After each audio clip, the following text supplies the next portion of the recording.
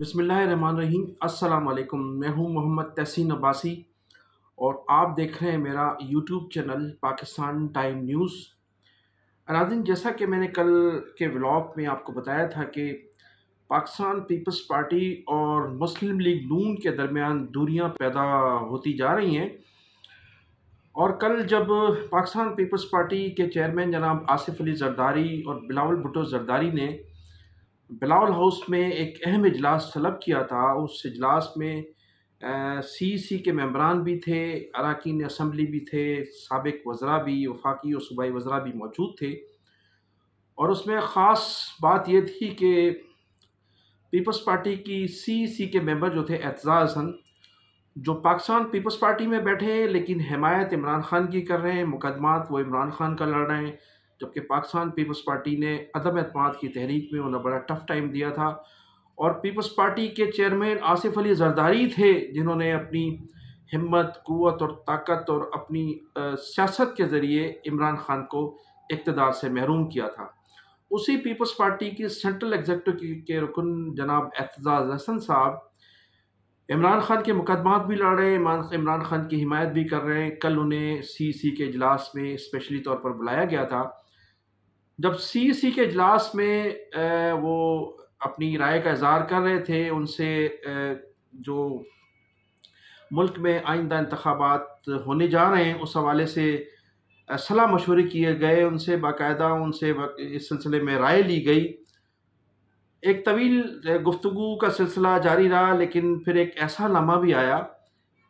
کہ سینیٹر مولا بخش چانڈیو نے ان سے سوالات کرنا شروع کیے، اور ان سے پوچھا گیا کہ پاکستان پیپلز پارٹی کی سینٹرل ایگزیکٹو کمیٹی کے ممبر ہونے کے باوجود آپ عمران خان کی حمایت کیوں کر رہے ہیں؟ اس موقع پر بلاول بھٹو زرداری صاحب نے مولا بخش چانڈیو کو روکا اور انہیں منع کیا کہ وہ اس قسم کے سوالات نہ کریں، اور اعتزاز حسن صاحب کو اسپیشلی اس اجلاس میں بلایا گیا ہے۔ اچھا، یہ بھی اطلاعات ہیں کہ مولا بخش چانڈیو کو یہ سوالات کرنے کے لیے پیپلز پارٹی کی ایک خاص شخصیت نے اشارہ کیا تھا، اور اجلاس سے قبل یہ مولا بخش چانڈیو کو ٹاسک دیا گیا تھا کہ کوئی بھی موقع دے کر آپ نے یہ سوال ضرور کرنا ہے۔ یہ شاید پیپلز پارٹی کی ایک پالیسی تھی کہ ایک شخص جو ہے وہ سوالات کرے گا اور پھر اس کو بٹھا بھی دیا جائے گا، اور یہ اعتزاز حسن پر احسان بھی کیا جائے گا۔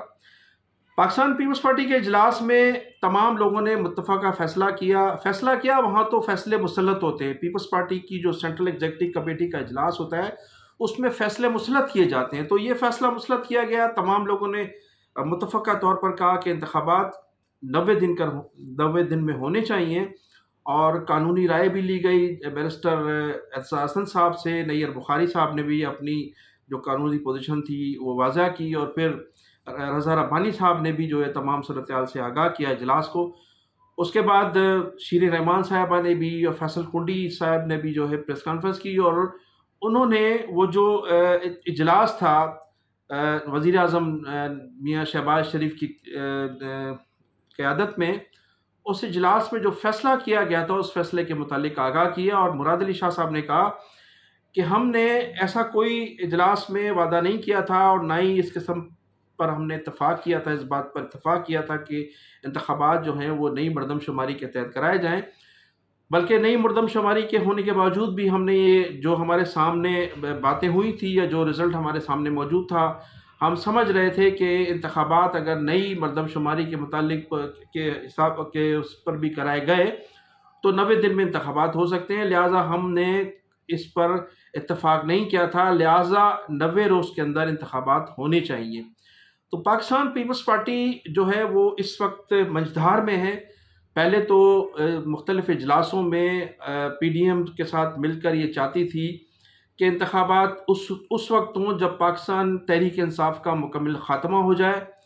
عمران خان کو سزا دے دی جائے، یا پھر تحریک انصاف پر پابندی لگ جائے۔ مبینہ طور پر ان کا یہ خیال تھا، اور وہ چاہتے تھے کہ اس قسم کی صورتحال پیدا ہو اور پھر انتخابات ہوں۔ اچھا، پیپلز پارٹی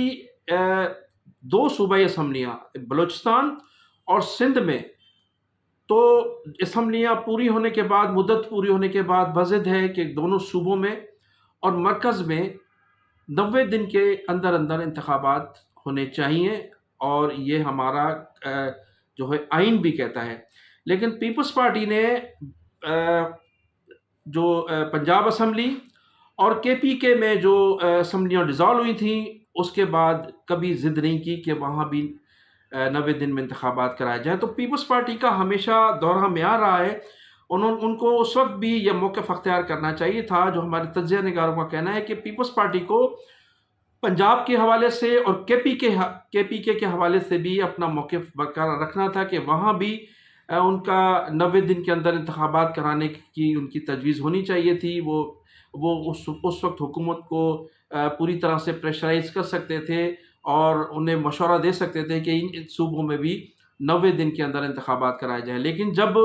ان کے خلاف، چونکہ سندھ میں اس وقت ان کے خلاف مختلف اداروں میں تحقیقات شروع ہو چکی ہے، اور پیپلز پارٹی کے لیے سندھ میں اس وقت بڑے جو ہے کٹھن مراحل آتے جا رہے ہیں۔ ایک تو ان کی جو دی گئی تھی لسٹ، اس کا وہ لوگ کیبنٹ میں شامل نہیں کیے گئے، اور پھر ان کے چہیتے وزراء، اراکین اسمبلی، پارلیمنٹ کے ممبران، سینیٹرز اور مختلف ان کی جو بیوروکریٹس ہیں، ان کے پاکٹ بیوروکریٹس ہیں، جو ان کے مفادات پر جو وہ کام کرتے ہیں اپنی پوسٹوں پر بیٹھ کر، ان کی نہ صرف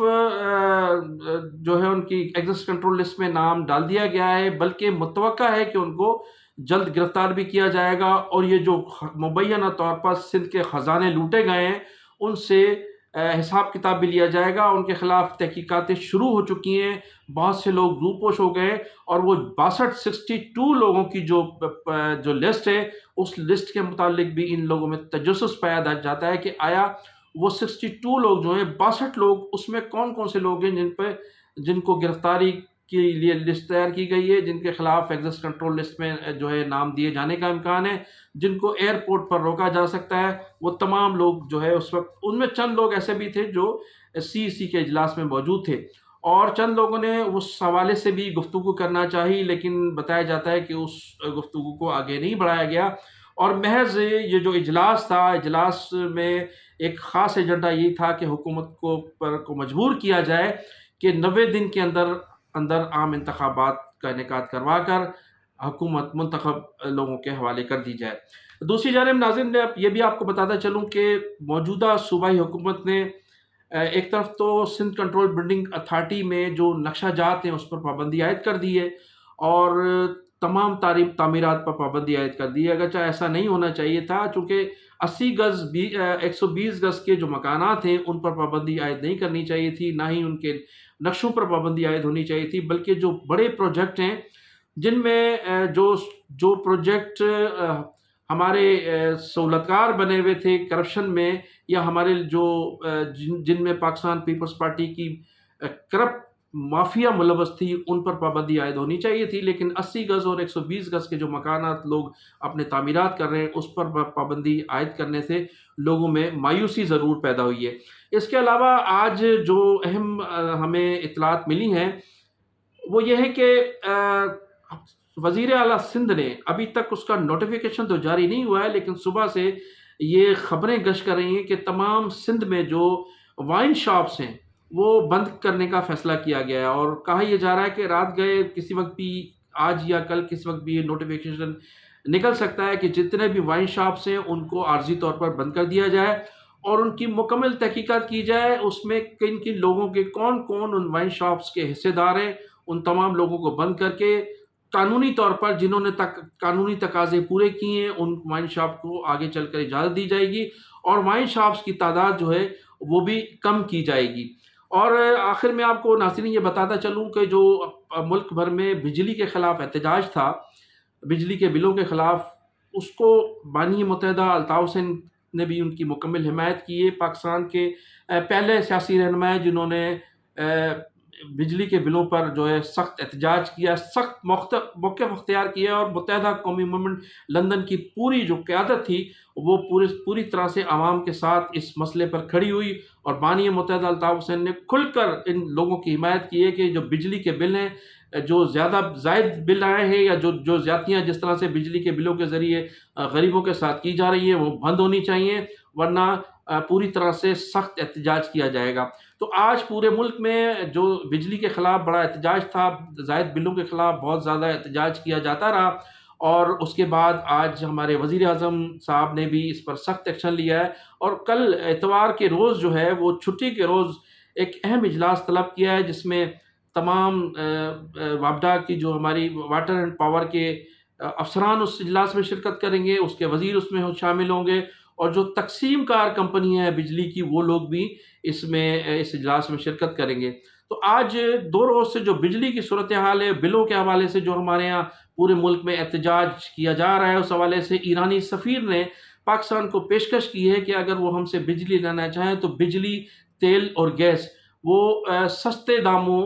حکومت پاکستان کو فراہم کر سکتے ہیں، تاکہ جو پاکستان میں مہنگائی کا جو طوفان ہے اس کو کنٹرول کیا جا سکے اور عوام کو پوری طرح سے ریلیف مل سکے۔ تو ناظرین، کرپشن کے حوالے سے جو حکومتی اقدامات ہیں وہ آئندہ ولاگ میں آپ کو بتاؤں گا، چونکہ طویل ہو چکا ہے اس لیے اس میں زیادہ تفصیلات آپ کو نہیں بتا سکتا۔ تو مجھے اجازت دیجیے، انہی الفاظ کے ساتھ آپ سے اجازت چاہوں گا کہ آپ میرے چینل کو سبسکرائب بھی کیجیے گا، اور کمنٹ سیکشن میں جا کر اپنی قیمتی رائے کا اظہار ضرور کیجیے گا۔ پاکستان زندہ باد۔